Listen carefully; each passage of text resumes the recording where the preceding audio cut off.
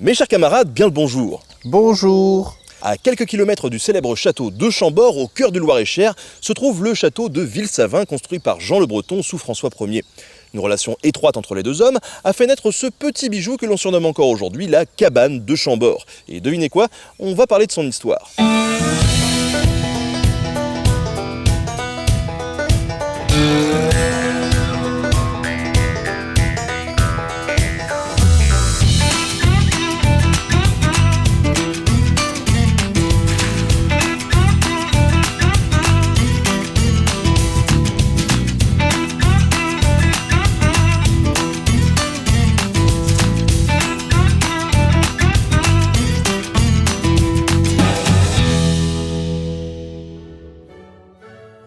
Avant de parler du château en lui-même, je vous propose de découvrir l'histoire de François Ier et de Jean le Breton, deux hommes dont les chemins se croisent sur un champ de bataille.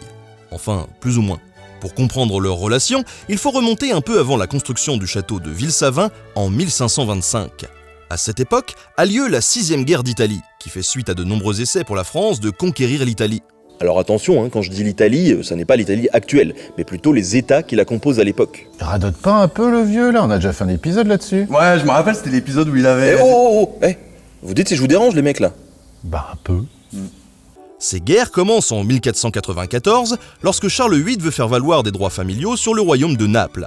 Plus tard, c'est son successeur, Louis XII, qui souhaite le récupérer ainsi que le royaume de Milan.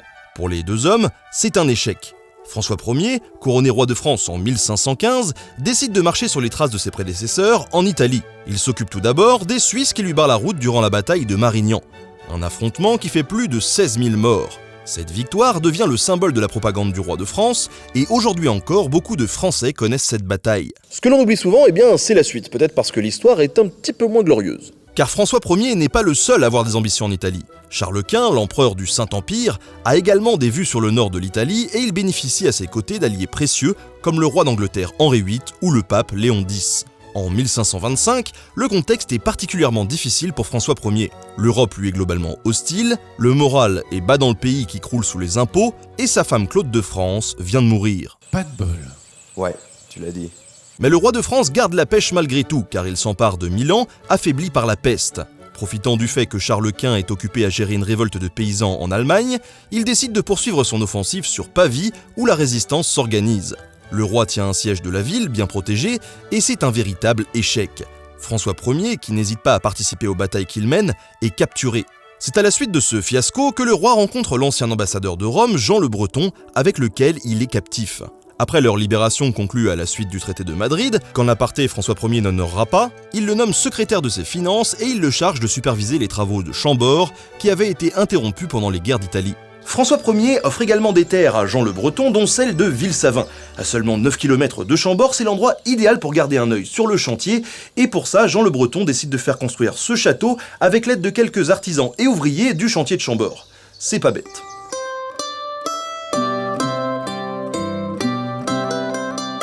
La construction de l'édifice va donc se dérouler de 1527 à 1537. À cette époque, dans la vallée de la Loire, les châteaux forts laissent place à des châteaux d'apparat qui n'ont plus la vocation à défendre les lieux, mais bien à asseoir la richesse de ses propriétaires. Le style architectural est fortement emprunté à la Renaissance italienne car les escapades des Français ces dernières années ont suscité des envies. Quand on regarde les façades du château de Villesavin, on ne peut s'empêcher de remarquer une forte influence du style architectural de Chambord, notamment au niveau des sculptures.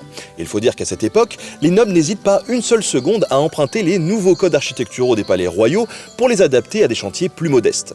Mais les inspirations ne sont pas exclusivement italiennes et empruntent des références plus luxueuses à l'Antiquité, comme par exemple dans le logis où les lucarnes semblent habillées par les muses. Les vitraux, aujourd'hui disparus, n'étaient d'ailleurs pas sans rappeler les célèbres poèmes des Métamorphoses d'Ovide. Nom de Zeus! C'est comme la poésie qu'on apprend au lycée? Ouais, c'est ça, ouais. Je me souviens plus de rien.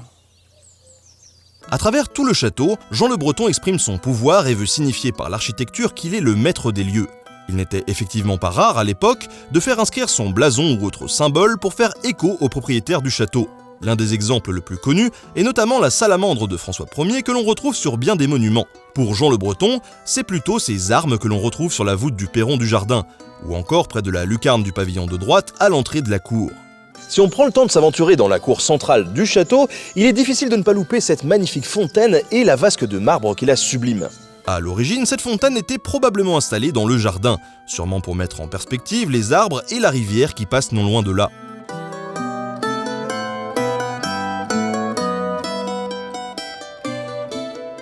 Et si je ne me mouille pas trop là-dessus, c'est que la plupart du temps, nous ne savons pas véritablement à quoi ressemblait la décoration et le mobilier des châteaux de cette époque. Il ne faut pas oublier que si ces monuments spectaculaires ont traversé les siècles, ils ne l'ont pas fait sans changement, volontaire ou pas, qui ont une incidence sur leur état et leur aménagement. Bien qu'ici, à Ville-Savin, le château reste relativement dans son jus, comme on dit, et qu'il garde beaucoup de traces originelles laissées par Jean le Breton, il n'échappe bien évidemment pas à la règle.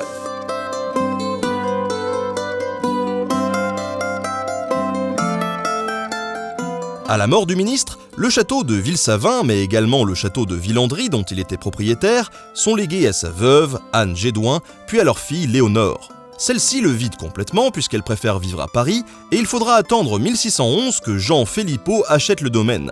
Conseiller du roi d'Henri IV, celui-ci le restaure quelque peu en ajoutant des lucarnes et un puits, mais se satisfait pleinement de l'état du château. Il ajoute toutefois un nouveau colombier qui démontre l'étendue du terrain de Ville-Savin.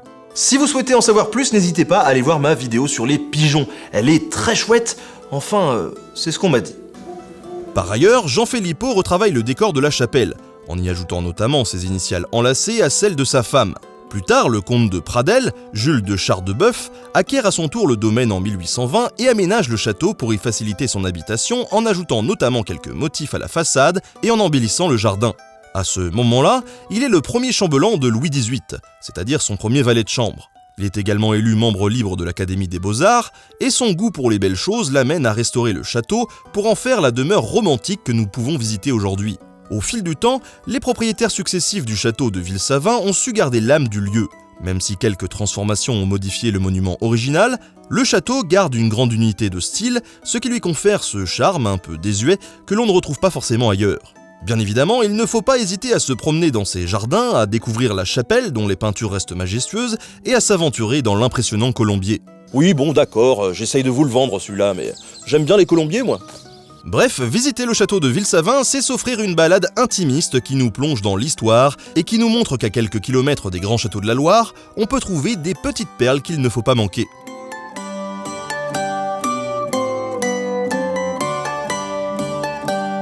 J'espère que cet épisode vous a plu. Si c'est le cas, eh bien n'hésitez pas à lâcher un petit pouce vers le haut, à commenter, à partager, à vous abonner, à activer la petite cloche pour ne pas louper les prochains épisodes.